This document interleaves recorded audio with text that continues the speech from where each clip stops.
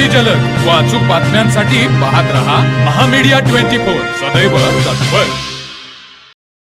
हातकणंगले नगरपंचायतीच्या पाणीपुरवठा योजनेसाठी उपमुख्यमंत्री नामदार एकनाथ शिंदे यांनी आज विद्यमान खासदार धैर्यशील माने, आमदार अशोकराव माने, माजी आमदार सुजित मिंचेकर यांच्या उपस्थितीमध्ये हातकणंगले नगरपंचायतीचे विद्यमान नगराध्यक्ष अजितसिंह पाटील यांना 19 कोटी रुपये निधी मंजुरीचे पत्र देऊन हातकणंगलेमधील नागरिकांचा पाणीपुरवठा प्रश्नावर कायमस्वरूपी तोडगा काढला।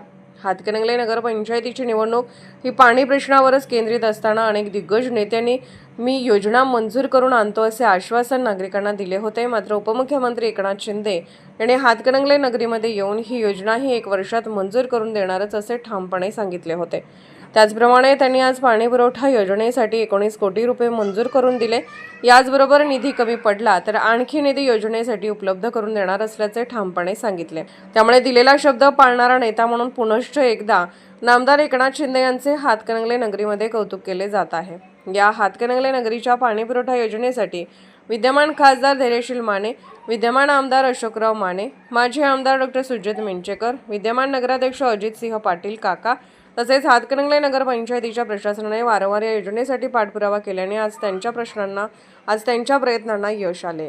तर मग चला सबस्क्राइब करायला विसरू नका महामीडिया 24 न्यूज चॅनलला। महामीडिया 24 सदैव तत्पर।